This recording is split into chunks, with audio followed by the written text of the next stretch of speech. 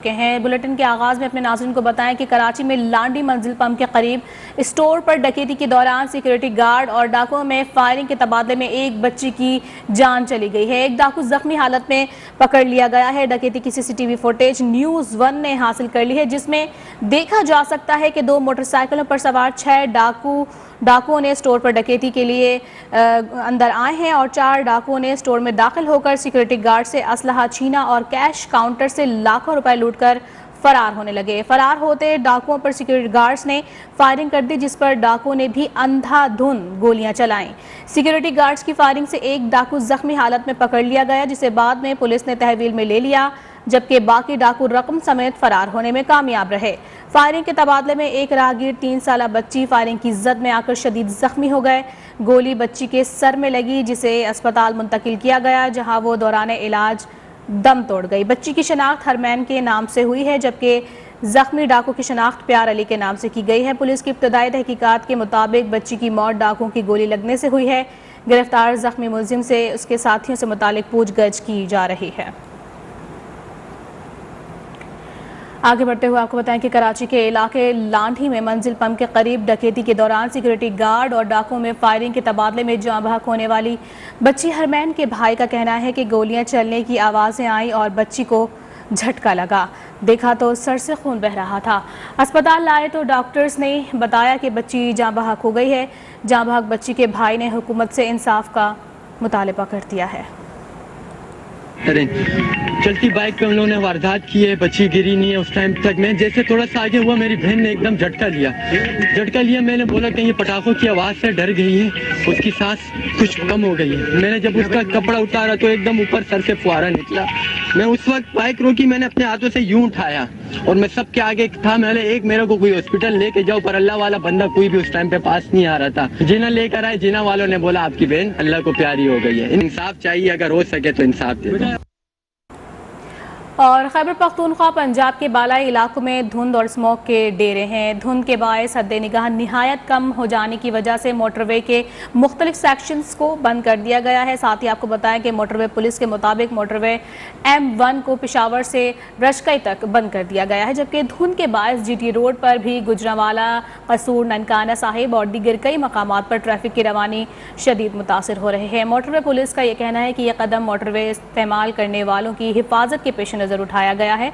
Motorway police ने शहरियों के लिए हिदायत भी जारी कर दी हैं। शहरियों से कहा गया है कि धुंध के दौरान गैर जरूरी सफर से गुरेज किया जाए। दौरान सफर फॉग लाइट्स का इस्तेमाल किया जाए और गाड़ियों का दरमियानी फासला आम हालात की निस्बत ज्यादा रखा जाए।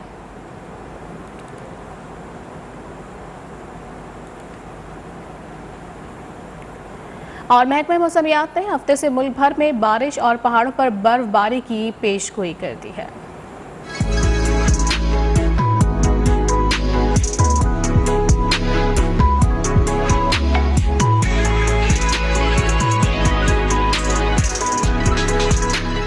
महकमा मौसमियात ने 26 और 27 दिसंबर को कराची में हल्की बारिश की पेशगोई कर दी। 28 दिसंबर से 5 जनवरी तक शहर में सर्दी की शिद्दत भी बढ़ने का इम्कान। महकमा मौसमियात के मुताबिक मगरिबी हवाओं का सिलसिला हफ्ते की शाम से मुल्क के मगरिबी बालाई इलाकों में दाखिल होने का इम्कान है। इतवार की शाम से गिलगित बल्तिस्तान, चित्राल, दीर, सवात में बारिश, पहाड़ों पर बर्फबारी मुतवक्के है। रावलाकोट, नारान, कागान, हुंजा, गिलगित, मालम जब्बा में बर्फबारी भी होगी। लाहौर और कसूर में तेज हवाओं के साथ बारिश और मरी गलियात में बर्फबारी का इम्कान है। बलूचिस्तान के इलाकों पशीन, जियारत, किला अब्दुल्ला, हरनाई, चमन में भी हफ्ते को बर्फबारी का इम्कान है।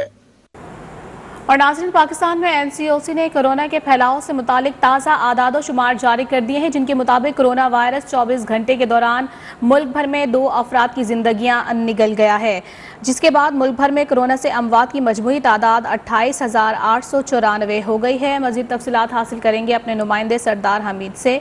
सरदार हमीद, बताइएगा कोरोना मुस्बत आने की शरह क्या रही है? जी बिल्कुल, 24 घंटे की रिपोर्ट जो है वो काफ़ी हौसला अफजा है और कोरोना वायरस जो है उसमें बतदरीज कमी आती जा रही है। NCOC की जानिब से जो डेटा शेयर किया गया है उसके मुताबिक गुज़श्ता 24 घंटों के दौरान 2 अमवात हुई हैं मुल्क भर में, जबकि टेस्ट जो लिए गए हैं उनकी तादाद जो है वो ज़्यादा है। 46,000 से ज़ायद जो मजमूई तौर पर टेस्ट किए गए और जिनमें से कोरोना वायरस के जो मरीजों की शरह है उसमें एक वाज़ेह कमी जो है नुमायां तौर पर देखने में आ रही है। इस वक्त वफाकी दारुल हुकूमत इस्लामाबाद और जुड़वां शहर रावलपिंडी में भी जो वैक्सीनेशन का अमल है वो तेज़ी से जारी है। इस्लामाबाद के में जगह जगह जो सेंटर्स बनाए गए हैं वैक्सीनेशन के, वहाँ पे लोगों को जो अहल अफराद हैं उनको वैक्सीन लगाने का अमल तेज़ किया गया है ताकि जो नई किस्म है ओमिक्रॉन का वायरस जो है उससे बचने के लिए जो है ये कोशिश की जा रही है कि जो भी अहल लोग हैं, चाहे उसमें छोटी उम्र के लोग हैं या बड़े हैं, उनको कोरोना वैक्सीन लगाई जाए ताकि इस मर्ज से छुटकारा हासिल किया जाए। और NCOC का ये कहना है कि नुमायां कमी जो है वो देखने में आ रही है और इस वक्त भी 46,000 टेस्ट जो है किए गए हैं, टेस्ट जो है वो बढ़ाए गए हैं और मुल्क भर में टेस्टिंग का अमल भी तेज़ है, जबकि दूसरी तरफ कोरोना वायरस है वो लगाने का सिलसिला तेज़ किया गया है ताकि इस वायरस से बचा जा सके। जी, कोरोना के फैलाव से मुतालिक ताज़ा आदाद शुमार की तफसीलात बता रहे थे सरदार हमीद, आप बहुत शुक्रिया आपका। और अटक से आपको अफसोसनाक खबर देंगे, जहां अटक मोटरवे छज इंटरचेंज के करीब हादसा पेश आया है। कार और मिनी ट्रक में टक्कर के नतीजे में 3 अफराद की जान जा चुकी है, जबकि एक शख्स शदीद जख्मी हो गया है। मज़ीद तफसीलात हासिल करेंगे अपने नुमाइंदे अयास खान से। अयास खान, बताएगा इस हादसे की तफसीलात।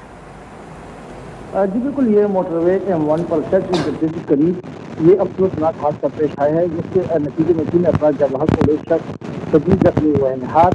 हादसा कार और शाहजोर डाले के माबैन पेश आया है। हादसे की इत्तला मिलते ही रिस्क एम्बुलेंस और ट्रेन मौके पर पहुंच गए। रिस्क राय के मुताबिक मजदा गाड़ी को काट कर इलाके को निकाल दिया है, जबकि जख्मियों को रणपीरी अस्पताल मुंतकिल कर दिया है। साहब हादसे की वजह मालूम ना हो सकी। जी, एक अफसोसनाक हादसे में 3 अफराद जाँ भाग, जबकि एक शख्स शदीद जख्मी हो गया है। तफसीलात बता रहे थे अयास खान, आप बहुत शुक्रिया आपका। और यहाँ आपको बताएं कि अमरीकी फेडरल ड्रग एडमिनिस्ट्रेशन ने फाइजर की तैयार करदा कोरोना की टैबलेट के इस्तेमाल की मंजूरी दे दी है।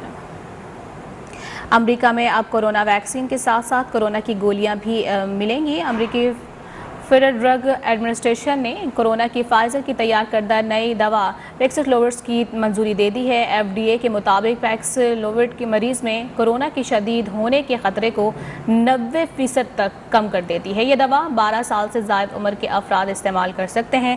मरीज को ये टैबलेट सिर्फ एक दी जाएगी। कोरोना टैबलेट को दिन में 2 मरतबा 5 रोज़ तक इस्तेमाल करना होगा। दवा की मंजूरी के बाद अमरीका ने दवा साज कंपनी से $5 अरब 30 करोड़ का मुआहिदा भी कर लिया है। मीडिया रिपोर्ट के मुताबिक ये टैबलेट की शक्ल में दवा को आलमी सतह पर कोरोना के खिलाफ मौसर करार दिया जा रहा है।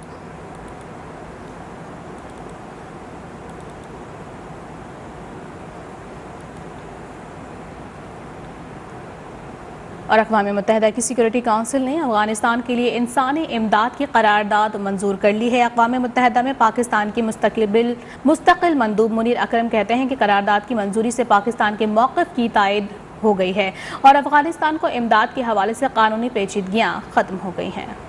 अक़वाम मुत्तहिदा में पाकिस्तान के मुस्तकिल मंदूब ने UN हेडक्वार्टर में प्रेस कॉन्फ्रेंस करते हुए बताया, पाकिस्तान का मौक़िफ़ राय अफगानिस्तान को बुनियादी अशियाए ज़रूरिया के लिए इमदाद फराहम करना बैनुल अक़वामी क़वानीन की खिलाफ वर्जी नहीं है। सिक्योरिटी काउंसिल में ये करारदाद अमरीका ने पेश की। पाकिस्तान, चीन और रूस ने करारदाद के हवाले से रुकन ममालिक से राबिते किए ताकि करारदाद की मंजूरी से अफगानिस्तान को फौरी इमदाद के लिए जमा रकम अदा की जाए। मुनीर अकरम ने कहा कि इमदाद अक़वाम मुत्तहिदा के ज़ेली इदारों के जरिए अफगानिस्तान को दी जाएगी, जो फौरी तौर पर अक़वाम मुत्तहिदा के ज़ेरे एहतमाम अफगानिस्तान पहुँचना शुरू होगी। मुनीर अकरम ने बताया कि इस करारदाद के बाद अफगानिस्तान के लिए मजीद $4.3 अरब की अपील की गई है। हमें उम्मीद है कि इस करारदाद के बाद अफगानिस्तान के मुंजमद अकाउंट्स भी बहाल होंगे। अमरीका के वज़ीर ख़ारिजा एंटोनी ब्लिंकन ने अफ़गान सूरत हाल पर इस्लामी ताउन तंजीम के वज़ीर ख़ारिजा के गैर मामूली इजलास की मेज़बानी पर पाकिस्तान का शुक्रिया अदा किया है।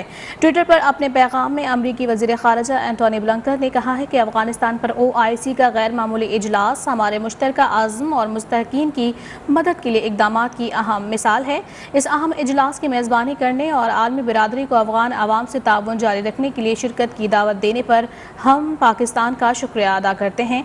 OIC की वज़ीर ख़ारजा कौंसिल का गैर मामूली इजलास इतवार को इस्लामाबाद में हुआ था, जहाँ 57 इस्लामी ममालिक के मंदुबैन के साथ साथ दीगर ममालिक से मुबस्सिरीन ने भी इस सेशन में हिस्सा लिया था। इजलास में अफगानिस्तान में तेज़ी से बिगड़ती हुई सूरत हाल से निपटने के लिए ह्यूमैनिटेरियन ट्रस्ट फंड और फूड सिक्योरिटी प्रोग्राम की तश्कील का फैसला किया गया था। Welcome back. लाहौर में सर्दी ने डेरे डाल दिए हैं। ठंडी हवाओं ने मौसम को मजीद सर्द कर दिया है। दर्जा हरारत 9 सेंटीग्रेड तक पहुंच गया है, जबकि महकमा मौसमियात ने बारिश का इम्कान भी जाहिर कर दिया है और ये जाहिर किया गया है कि मौसम मजीद सर्द हो जाएगा। हमारे नुमाइंदे Mohammad Faisal Khan Garden Town Park में मौजूद हैं। मजीद उनसे तफसीलात हासिल कर लेते हैं। फैसल, बताएगा महकमा मौसमियात का मजीद क्या कहना है? हाँ बिल्कुल, लाहौर में ड्राई सर्दी पड़ने का सिलसिला जारी है और ये पिछले 2 महीने से जारी है, जब से इस साल में सर्दी का बाकायदा आगाज़ हुआ था और अभी तक बारिश का दूर दूर तक कोई इम्कान नहीं है। महकमा मौसमियात जो है वो एक उम्मीद तो लगाए बैठा है कि अगले हफ्ते में बारिश के इम्कानात हैं और उसी को बेस बना के लोग दुआएं भी मांग रहे हैं कि या अल्लाह वाकई ऐसा हो जाए, क्योंकि इस मसले को बड़ा ईजी लिया जा रहा है। ये इतना ईजी नहीं है। बारिश होना बहुत ज़रूरी है, इंसानी सेहत के लिए भी बहुत ज़रूरी है। और अगर आप बात करें चरिंद परिंद और उसके अलावा नबातात जो हैं, और अगर आप लाहौर आके दरख्त देखें तो दरख्त जो हैं मिट्टी में अटे पड़े हैं, क्योंकि बारिश का कोई इंतज़ाम हुआ ही नहीं, बारिश भी नहीं हुई। और PHA वालों ने भी कोई जो है ये नहीं करते कि उनके तनों पे पानी देने के साथ साथ पत्तों पे भी पानी मार दें। मतलब हर जानदार चीज़ जो है इस वक्त किसी न किसी मसले का शिकार है। और महकमा मौसमियात का कहना है कि अगले हफ्ते में बारिश होने का इम्कान है। हर शख्स इस वक्त नज़ला ज़ुकाम और जो है हल्के हल्के बुखार में बाकायदा मुब्तला है और दुआएं कर रहा है कि बारिश हो, क्योंकि बारिश के बाद इस वक्त जो कि लाहौर का मौसम सर्द है और फ़ज़ाई आलूदगी को ख़त्म करने के लिए बारिश का होना बहुत ज़रूरी है। जबकि इस हवाले से महकमा मौसमियात ने भी ये नवीद सुनाई है कि आइंदा हफ्ते बारिश का इम्कान है। मोहम्मद फैसल खान अपडेट कर रहे थे। आप बहुत शुक्रिया आपका। अर्चूनिया बार के इलेक्शन की तैयारियां उरूज पर पहुंच गई हैं। चंद दिन बाद होने वाले इंतखाब में सदर के लिए 3 उम्मीदवार मद्दे मुकाबिल हैं। इस वक्त नुमाइंदा न्यूज़ 1 आजम चौधरी कचहरी में एक उम्मीदवार मियां मोहम्मद नसीम एडवोकेट के हमरा मौजूद हैं। मजीद उनसे जानेंगे। जी आजम, बताइएगा तैयारियां कहां तक पहुंची और इनका क्या बताना है? जी बिल्कुल, चूनिया बार के इलेक्शन होने जा रहे हैं। तैयारियां जोरों शोर से जारी हैं। 3 कैंडिडेट मद्दे मुकाबला हैं सदर के। इस वक्त मेरे साथ एक कैंडिडेट सदर के जो हैं वो मियां नसीम साहब मेरे साथ मौजूद हैं। मजीद उनसे जान लेते हैं। मियां साहब, आप हमें ये बताएं, बार के इलेक्शन होने जा रहे हैं और तैयारियां जोरों शोर से जारी हैं, इस वाले से आप क्या कहना चाहते हैं? बिस्मिल्लाह रहमान रहीम। जिस तरह पूरे पंजाब में बार एसोसिएशन के इलेक्शन हो रहे हैं, इस तरह चूनिया में भी बार एसोसिएशन का इलेक्शन जो है ज़ोरों शोर पर है। हर उम्मीदवार अपने वोटर के पास जाकर अपनी रिक्वेस्ट कर रहा है और मैं भी अपने दोस्तों के साथ यही मिशन लेके चला हूं कि इंशाल्लाह कामयाब होने के बाद बार और बेंच का जो रिश्ता है इसको मज़ीद मजबूत करेंगे और कानून और आइन की बालादस्ती के लिए जो भी हो सका वो करेंगे और वकला के मफाद के लिए, वकला की तरजीह के लिए हर काम करेंगे इंशाल्लाह। जी बिल्कुल, आपने इनकी बात सुनी। इनका यही कहना है कि मैं सदर बार मुंतखब होकर जो वकला के मसाइल वो वसी बुनियादों पर हल करूंगा और बार जो बेंच के जो तलकात होते हैं वो भी ठीक है। चूनिया बार के इलेक्शन की तैयारियां उरूज पर पहुंच गई हैं। तफसीलात बता रहे थे आजम चौधरी। बहुत शुक्रिया आपका। Welcome back. ब्रेक के बाद बात करेंगे वज़ीर आज़म इमरान खान की, जो कि आज एक रोज़ा दौरे पर लाहौर पहुंचेंगे। दौरे के दौरान वज़ीर आज़म से गवर्नर पंजाब चौधरी सरवर और वज़ीर आला पंजाब उस्मान बुज़दार की मुलाकातें होंगी। वज़ीर आला पंजाब वज़ीर आज़म को सूबे की सियासी सूरत हाल और पंजाब के बल्दियाती इंतखाबात की तैयारियों पर तफसीली ब्रीफिंग देंगे। वज़ीर आज़म लाहौर नॉलेज टेक्नो पार्क का संग बुनियाद रखेंगे और Sheikh Abul Hasan Shazli Centre for Sufism Science and Technology का इफ्तिताह करेंगे। वज़ीर आज़म लाहौर में महकमा इंडस्ट्रीज़ के बारे में इजलास की भी सदारत करेंगे, जबकि वज़ीर आज़म को आबपाशी के महकमे के हवाले से भी तफसीली ब्रीफिंग दी जाएगी। वज़ीर आज़म मुख्तलिफ सूबाई वज़रा और पार्टी रहनुमाओं से भी मुलाकातें करेंगे।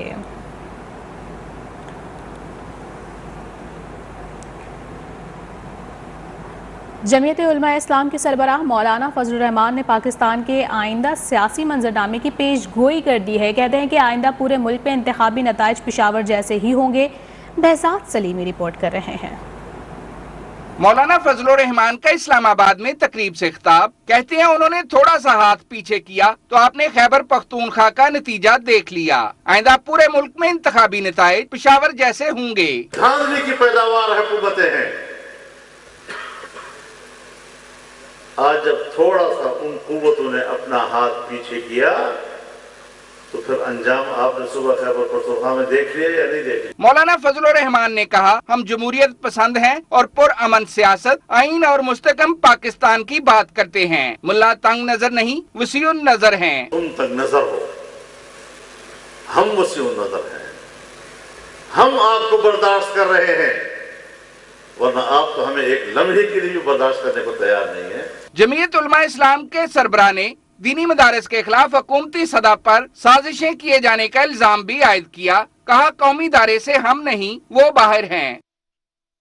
और अब कुछ बात साबिक सदर आसिफ अली जरदारी की, जिनका कहना है कि हमने बड़े बड़े दावे नहीं किए, छोटे दावे करके बड़े काम किए हैं। इक़्तिदार से पहले 18वीं तरमीम बलूचिस्तान को हक किया, केपी को नाम दिलाने की बात नहीं की थी। अगर मैं ये बातें कहता तो मुझे इक़्तिदार में आने ही नहीं देते।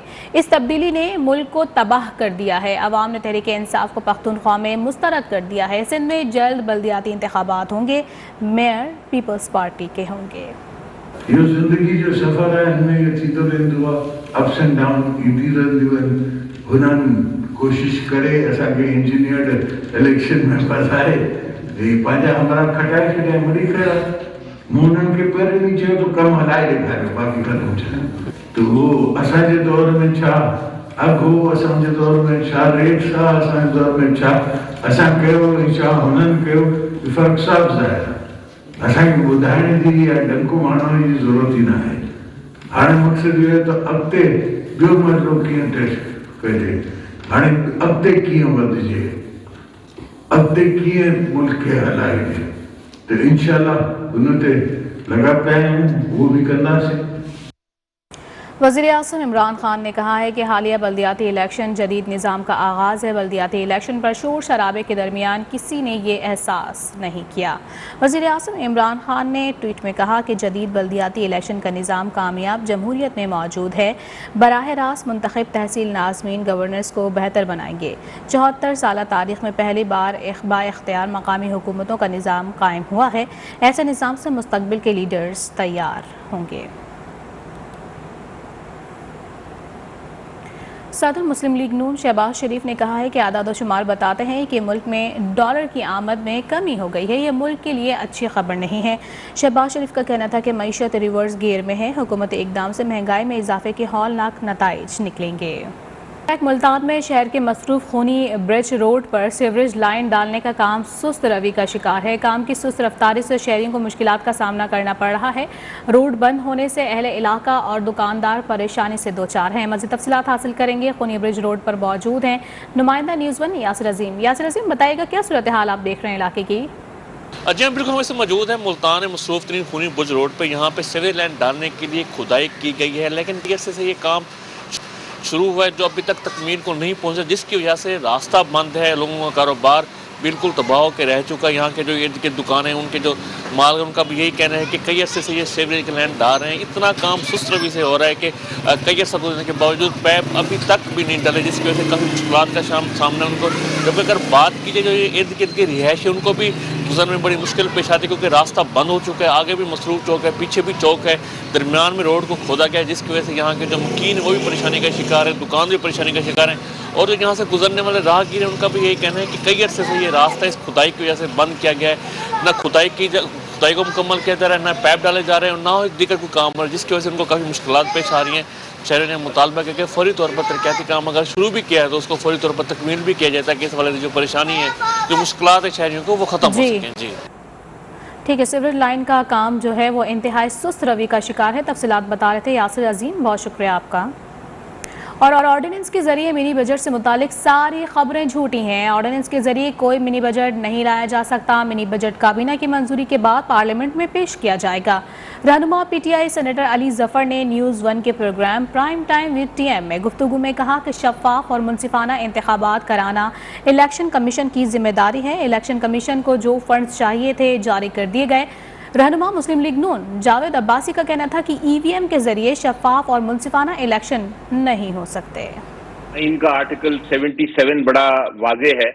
वो कहता है जब कोई फाइनेंस का इशू हो तो वो सिर्फ पार्लियामेंट ही कानून साजी कर सकता है। तो ये जो र्यूमर है कि कोई ऑर्डिनेंस लेके आ रहे हैं या ऑर्डिनेंस आना है, ये तो बिल्कुल गैर आईनी र्यूमर है। पहले कैबिनेट में जाएगा, वहां से अप्रूव होगा और उसके बाद फिर वो सेनेट या नेशनल असेंबली में आएगा। और इलेक्शन कमीशन ऑफ पाकिस्तान एक आईनी इदारा है और इसकी एक बहुत अहम जिम्मेदारी है कि वो फ्री एंड फेयर इलेक्शन कराएं।